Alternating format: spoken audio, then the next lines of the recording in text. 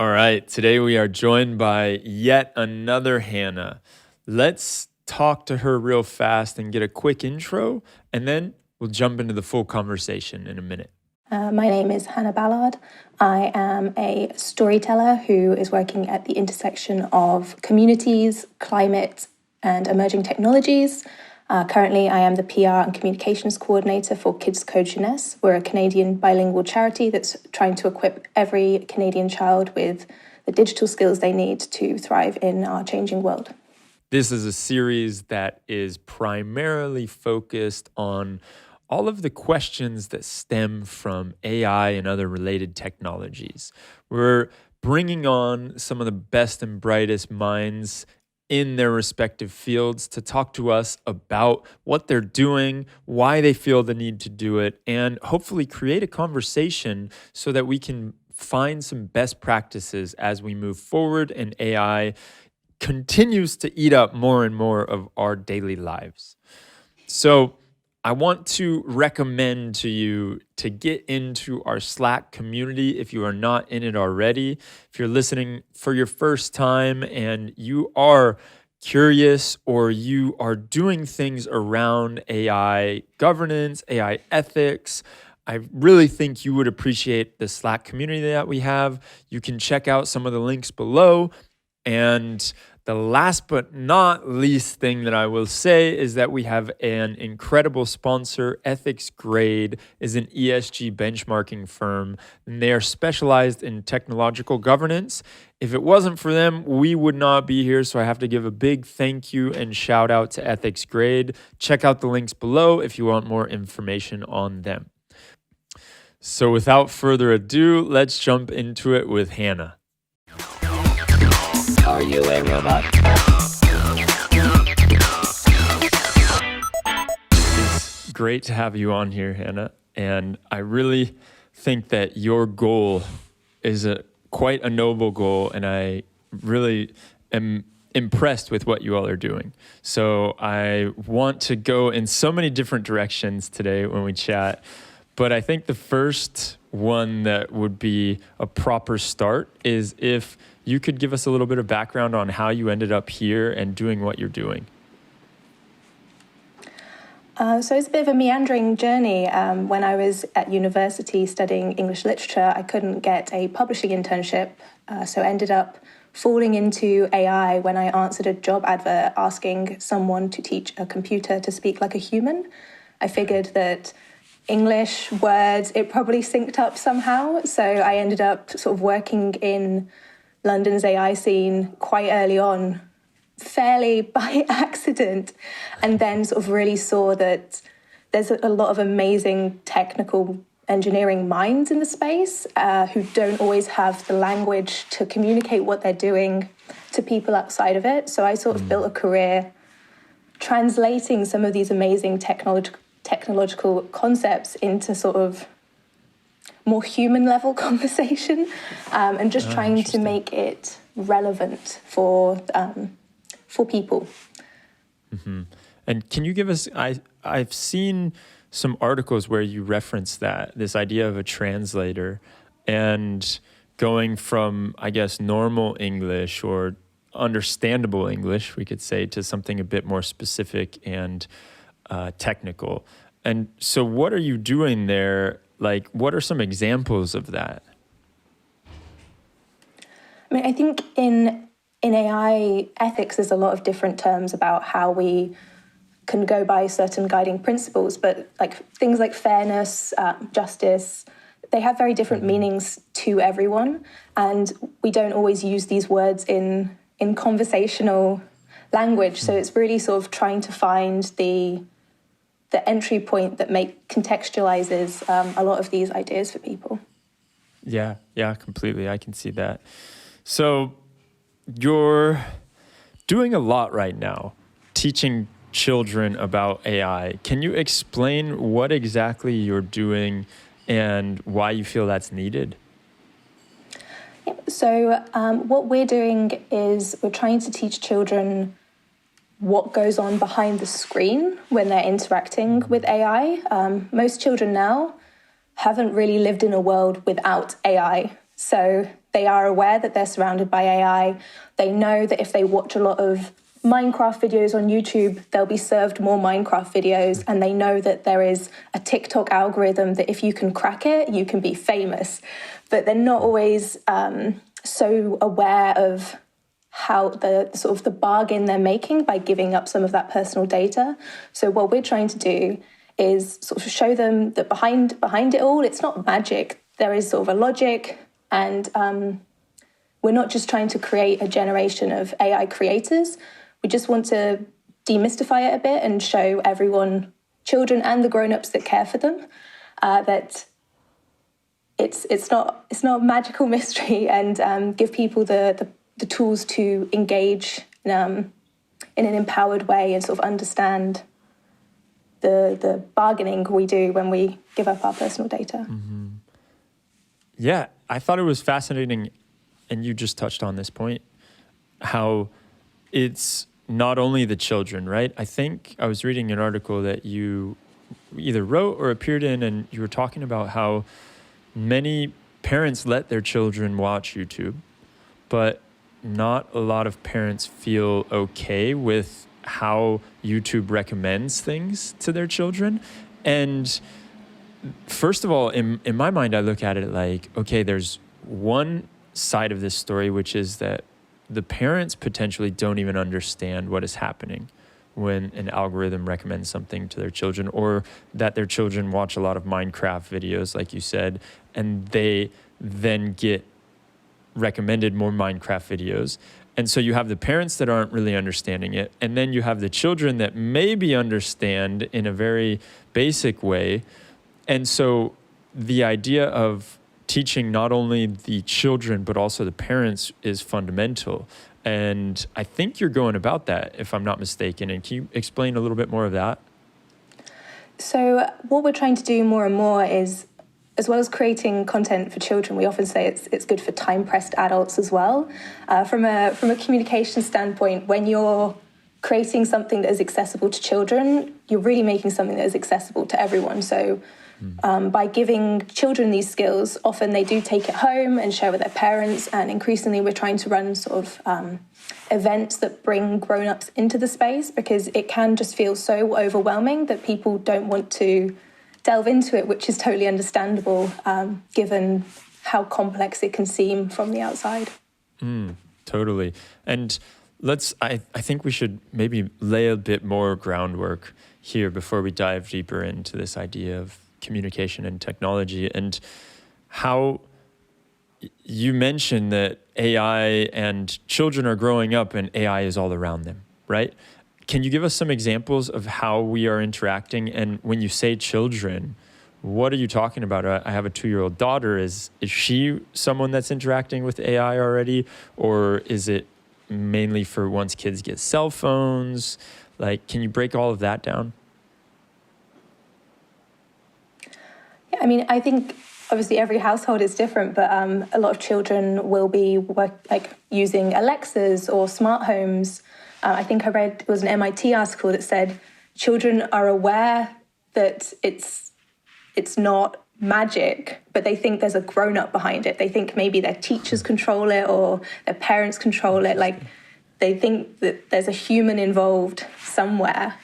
But it's sort of children using YouTube, children watching Netflix on TV, engaging with things like Alexas in the classroom. I mean, there's teachers who are sort of finding ways to bring AI into the classroom in really interesting ways, which is sort of what inspired KCJ to start working on the education part of that. But yeah, I think AI really is all around us with recommendation engines, and we'd be hard-pressed to spend a day without somehow engaging with it.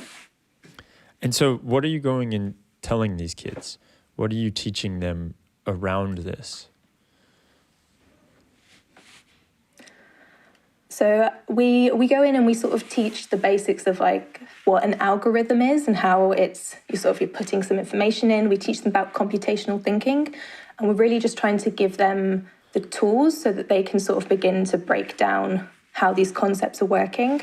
We use some really fun tools to get children making like a little AI projects in class. So there's like image recognition, where they're sort of teaching the AI how to understand sign language, or showing how an AI sometimes can't distinguish between like a chihuahua or a blueberry muffin is quite a popular one as well. So we try to teach them that it's very approachable, that they can play with it.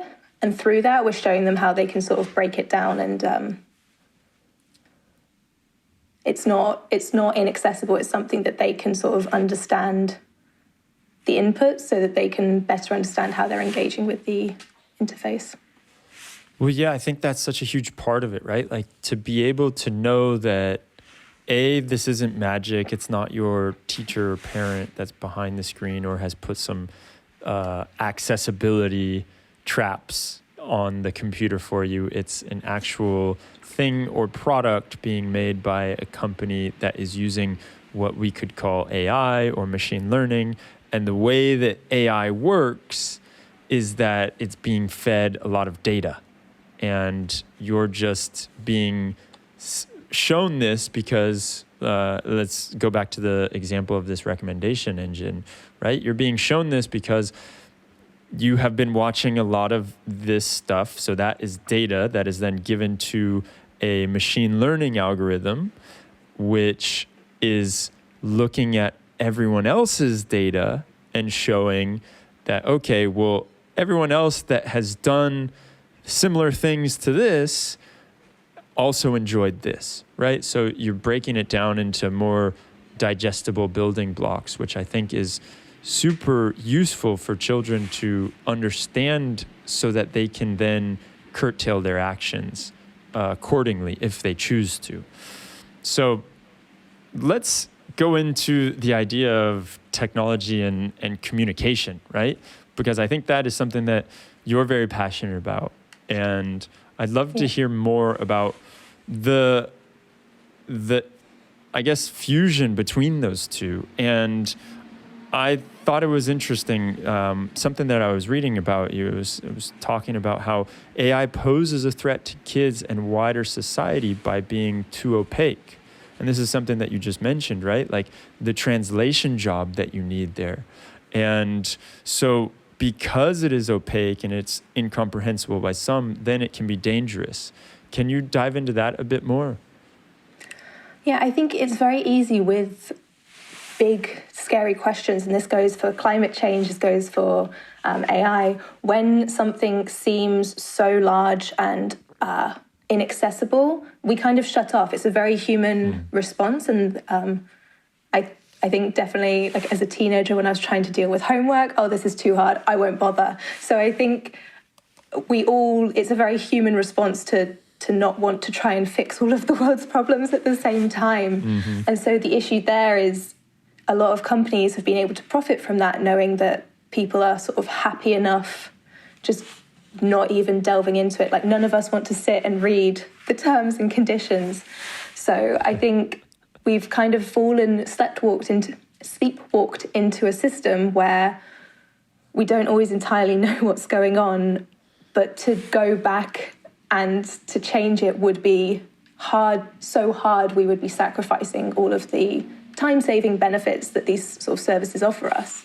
So I think I'm a big proponent for this movement for understandable AI, rather than looking for explainable AI, like AI that we are able to talk about. AI should inherently be understandable by design.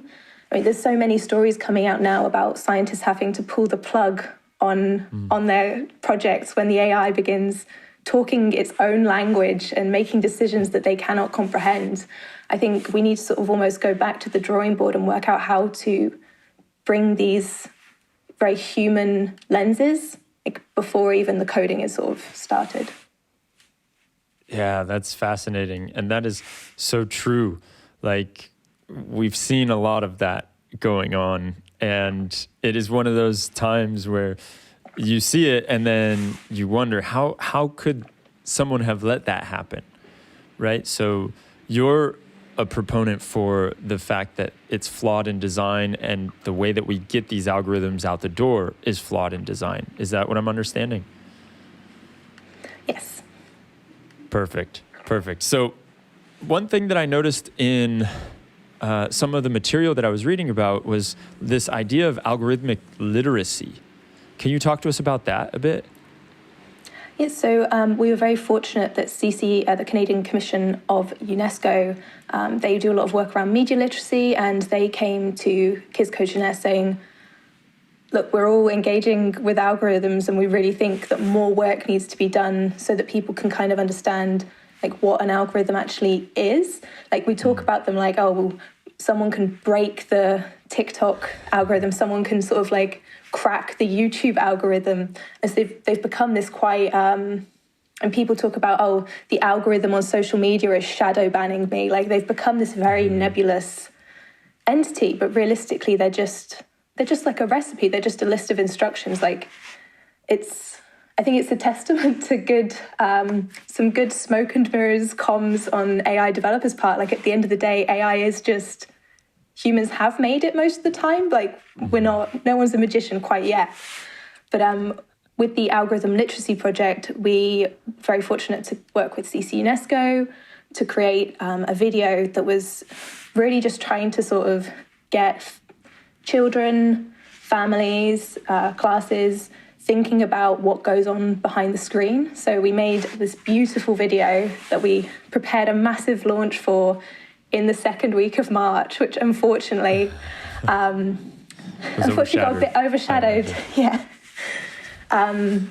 So the project's still out in the world. We get so much great feedback from grown-ups about how this was the video that finally made it more comprehensible as to how an algorithm actually works and how it's sort of impacting like recommendations. So that's our algorithm literacy project, and we've sort of used that to jump into some other conversations we're having in classrooms.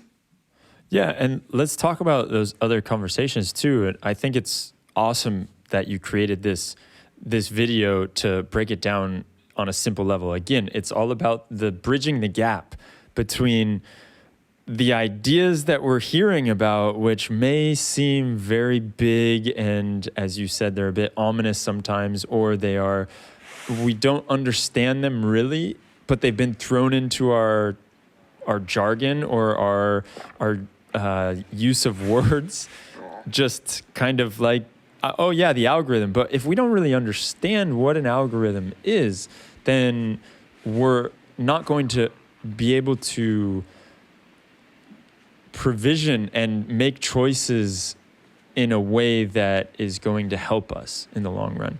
So the other kinds of things that you've created around this, can you break down what else you've made to try and help bridge that gap between, like you said, it's the technology and the communication, so that a wider audience can understand what is going on? So one of the things we're really working on at the moment, and it's something that I think we've had such a privilege to always be in a position to do, is we're working on getting children's voices directly involved in what we're doing. So recently we posted a response to Mozilla's white paper on trustworthy AI. As part of that process, we created like a child-friendly version which we called the light paper, that Mozilla liked so much they've actually adopted internally and are translating to get their volunteers all onboarded.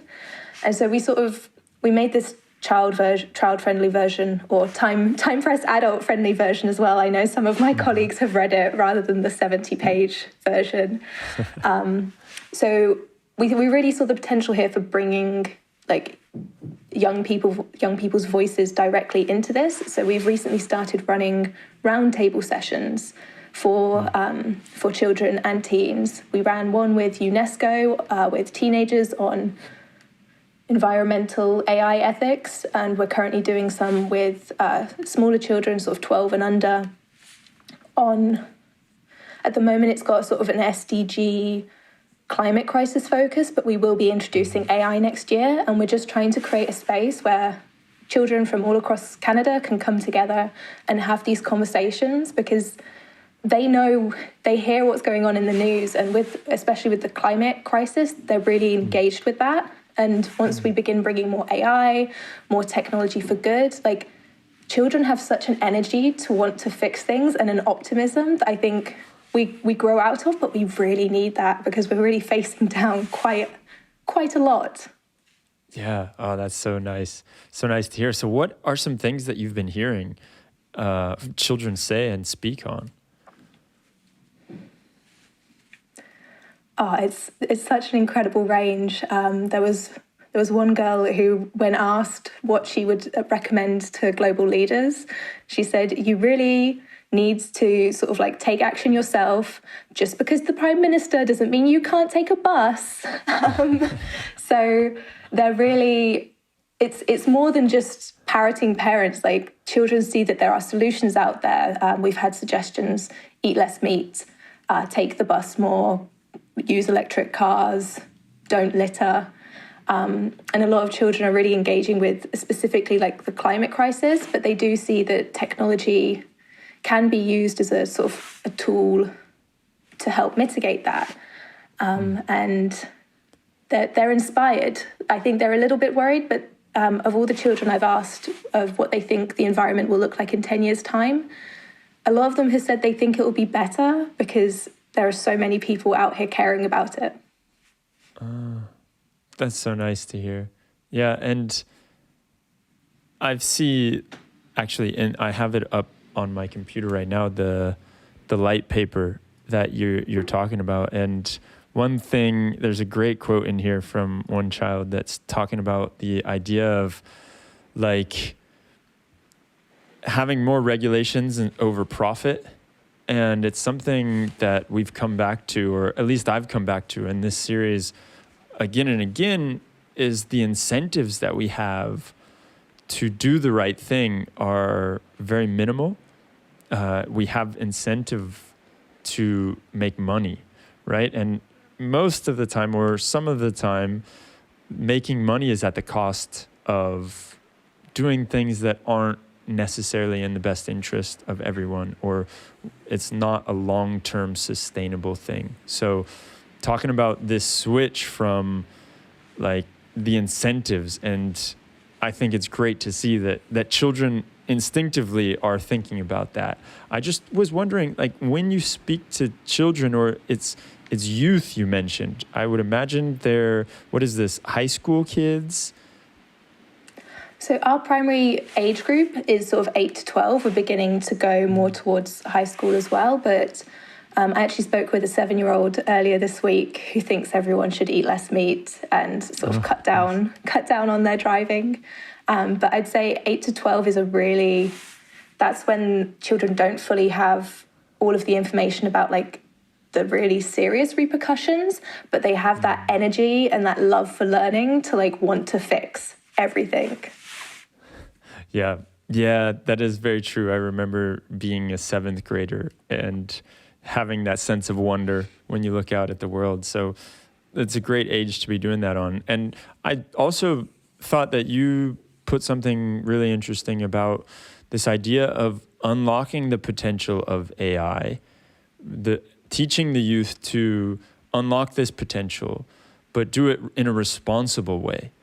Can you weave into the conversation how you're looking at ethics in all of this?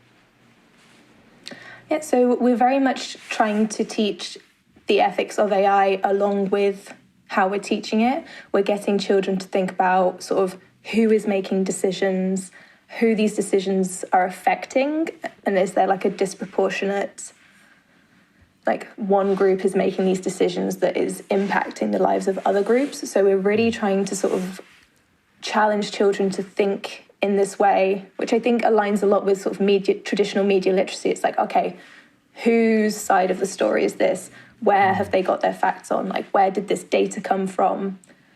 So we're really, trying to sort of get them thinking about ethics by design, so that as they grow up, they've got the framework there and they can just fit everything else sort of through it. Yeah, that's brilliant. And how is this, because we've talked about like the video that you put out and other resources that you've created. What does the curriculum look like? Like, if are you going into schools? How are you implementing this right now? Right now is a very interesting time. Canada's quite interesting in that every province has its own education system. So on the one hand, in Ontario, there is a mix of blended learning. Some children are at home, some are in schools. In Quebec, all children are in schools. So at the moment, with our in-classroom workshops, we've got a mix of either instructors sort of instructing a Zoom classroom, or we've been a type of webinar that we've been pioneering for, I think, about 5 years, is we send an instructor to be on sort of the smart board at the front of a room. And because we've been doing that with remote communities prior to the pandemic, it wasn't difficult to transition over, and like children engage really well with an enormous grown-up on a screen. So we've been doing a sort of mix of delivery styles, and adapting the content for sort of the class that's there and how they are engaging with the material. And how does it work? Is it like a specific amount of time that they go and they learn from this, or is it just a one-off thing? So we do, I believe our workshops are generally around 2 hours. It sort of, again, depends, like each school has its own timetabling and quirks. Yeah. And of course, like teachers at the moment are absolute heroes who are working in very strange spaces where they're trying to be like epidemiological experts and educators. So we go in for sort of a 2 hour session. There's sort of a certain amount of content we work through. And then once, I think we can go back each year. So we do see some classes growing up. We do see some educators growing with the material, but we also offer teacher trainings as well. So we do have teachers who join us to learn about how to sort of use Scratch to teach science, or how to bring AI into their classroom. So we're able to sort of disseminate our information in different ways like that. So now let's jump into like the whole storytelling aspect of this, because I know that as someone who is passionate about communication, I'm sure that you are trying to weave a story around the curriculum and what you're teaching these children. How does that get reflected into what you're putting out and making sure to keep it engaging for the kids, right? I know you mentioned like the kids wanting to break the TikTok algorithm or something. And so what are you able to do, and what have you found very useful at getting their attention and engaging them? So one of our sort of remits is we're really trying to bring underrepresented children into the world of tech. So we look at girls and children from other under-resourced communities who don't necessarily see themselves in technology, and we find storytelling is really the way to do that. So we often use a platform called Scratch to sort of bring people into our little coding ecosystem, which is, it's like digital Lego. You drag and drop your blocks of code and you can build stories, and then from there you can start to build games, and once you start to build games you can start to think, oh, how could I use this to do this? And so the storytelling, it's such like an inherently human thing that everyone engages with from like even before you're able to read. We're able to use that to sort of get people's interest into learning through the story and then wanting to tell their own story and sort of bring them through the creativity. Yeah, it's such a good way to keep them interested in it. And I could see that being something that when they have a sense of understanding of how it's working, and it's not just this magic thing in a box, then they can start to really have the gears turning in their head, and they start to think, wow, yeah, okay, well, if I can do this, what else can I do with it? And you brought up a great point about trying to really target underrepresented groups of people, and how that is helpful when you use story, because you can tell the story to them about maybe someone else like them that has done something in a way. And so do you have any great stories for us? Oh, I should have checked. We actually have like a database of classroom stories. One of my favorite sort of classroom stories is we also use a tool called a microbit. One child called it a rectangle of technology. It's a very, very mini computer with 25 LED lights. So children can sort of program, again, they can program little animations. And one time in a workshop, a little girl programmed it to work as a dice. And she managed to make it work. So she threw it above her head and screamed, "This is the future!" And that was a fourth grade little girl just so happy with the opportunities that technology presents. That's one of my favorites. You have a very ambitious goal and you would like to educate, what is it, over a million or 30 million children? A million children. Yes, 1 million Canadian children and 50,000 educators. We're calling it our Kids 2030 strategy. So we want to teach 1 million children and 50,000 educators about artificial intelligence, digital citizenship, and the UN Sustainable Development Goals. So, okay, little tangent right there. Digital citizenship, what does that mean? Because I've seen it come up a few times. And so for the rest of us that aren't so into it, what is digital citizenship?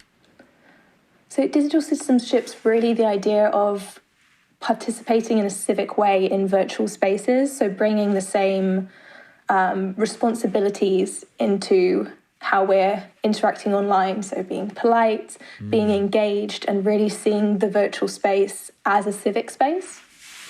Oh, wow. Okay. And so right now you're mainly focusing on Canada. As you move forward in the future, do you feel like this is something that you would like to branch out and do in other countries, or is it something that you're looking at Canada to be the stronghold there and lead the way, especially in the form of digital citizenship? Yeah, so we already have So we work in both official languages of Canada, English and French. We have have some work going on in France, but because so much of our work now is online, it's really our main remit is Canada. But one of our videos, computational thinking, which is in French, most of our viewers come from Tunisia. So we really are we serve Canadian schools, but we're trying to put a lot of content out there that can be used all around the world, and especially in the Francophone space. There aren't as many charities doing this work, so it's a real privilege to be able to sort of provide education for children literally everywhere. We've recently launched the Kids 2030 Challenge, which is every year for the next 10 years, we'll be doing an educational challenge activity that teaches digital skills through the lens of a specific SDG. This year we're focusing on teaching data science through preventing plastic pollution, and we've had 2 submissions from India without doing any marketing to India. Wait, so can you break that down a little bit more? That seems really intriguing. What is this you're teaching, or you're having a challenge around getting rid of the plastic? Can you explain that more? So it's about preventing plastic pollution, so reducing the use of plastic so that it doesn't sort of even end up being a pollutant. So the challenge, it's its own beautiful website, and it takes sort of families through each step. But the idea is children can sort of go around their house, weigh up how much plastic they're using, make some sort of estimates about how much plastic they're throwing out. There's some really cool data visualization tools where it's like you put in how much you think you use a week, and it equates it to how much it that would equal to in beavers or in Canadian geese. And then once children have collected their data, they visualized it, they can sort of think, okay, how can I reduce that? So they can then pledge, instead of using plastic water bottles, I will have one reusable water bottle. Instead of using one-use face masks, I'll get some reusable fabric ones. Oh, that's great. That's really cool to see. And I mean, one thing I wonder about on this and you've probably thought about it too, is how these ideas and what you're doing is so useful for so many different people. And I just worry that maybe some of the time what happens is that it only is given to the higher or more privileged classes in society. So how are you attacking that problem? So we primarily go into public schools, so the schools which anyone can attend. There is, like a self-selection bias in that we go into the schools that reach out to us, so the teachers there generally have some digital skills, but we have a team all across Canada who are doing like a lot of community outreach with local school boards. We're trying increasingly to sort of partner with other community organisations to really ensure that we can take our services all over the country. And I believe the year before last, some of my colleagues actually flew up to Whitehorse in the Yukon to go out and work out how some of our virtual online offerings can be done with very low bandwidth, because this is something we're aware of. A lot of what we do requires internet, and even within Canada, there are a lot of places that do not always get, as we're seeing now, the snow can add some interesting dimensions to internet speeds. Yep, we are seeing that firsthand, aren't we? Because for those that don't know, before we hit record, Hannah was telling me how she just got about a foot of snow you're in Montreal? Yes, in Montreal. Yeah, so lots of good fun there. Now, we went out and we sourced a few questions for you, and one question that we found from Giselle Waters was asking about how can children best learn that all technology embeds human values, whether implicitly or explicitly? It's a very good question. I think because we're trying to teach really the foundational ideas of what computational thinking is, it's all about sort of breaking concepts down and spotting patterns. So by giving children sort of that framework, they're able to sort of apply it to different technologies. And by bringing the storytelling element and getting them thinking about like ethics, like behind every technological invention, there are a number of human decisions. And once you sort of get into that mind frame, once you begin to use that framework, you can begin to sort of apply it. So, trying to give children the tools the tools to then deconstruct the world around them. That's a great answer. So I've got one more question for you, and then I'll wrap it up. Wondering, are you a robot?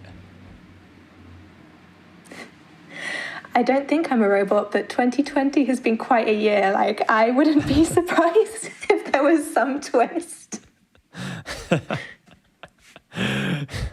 That is a great answer. Well, I really appreciate you taking the time to talk to us about what you are doing. I think it's an absolutely noble cause. And just to reiterate, if anyone wants to or knows about a school that this could be good for, how can they get in touch? How could they implement this in their school? So our website is kidscodejeunesse.org. I believe you can also access that. You can also access that kcj.org, as the jeunesse can be a bit hard for Anglophones sometimes.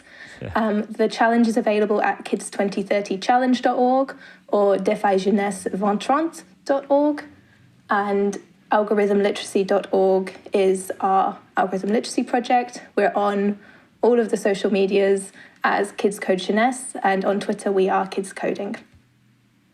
And is there I know I said we were going to finish, but you just sparked another question in my head around, is there like an easy way to bring this to, you mentioned that you're teaching the facilitators. If a facilitator wanted to just introduce maybe a light version of this into the classroom, is there something like a resource for them? So on our site, we have a number of resources for people to work through at home.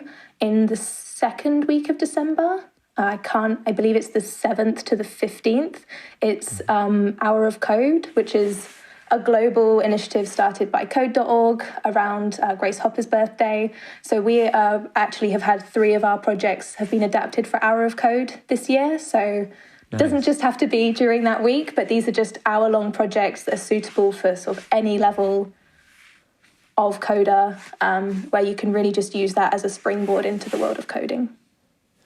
Completely. And we know the importance of teaching not only children to code, but children to understand what is happening when there is code being written, and then looking at it in an ethical way like you're trying to do. So really thank you for all the hard work you're doing.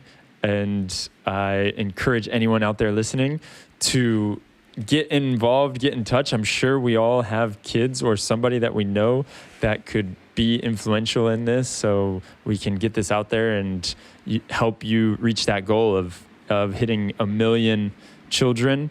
And I think you're going to be able to hit more than just 1 million Canadians, right? Like, that's a great goal to have, but hopefully it will spread around the world and we can have the children grow up with this algorithm literacy. Yeah, I'm hopeful, and I think we all just need to hold on to that hope right now. Awesome. Well, thank you, Hannah. I appreciate it, and I'll see you later. Thanks.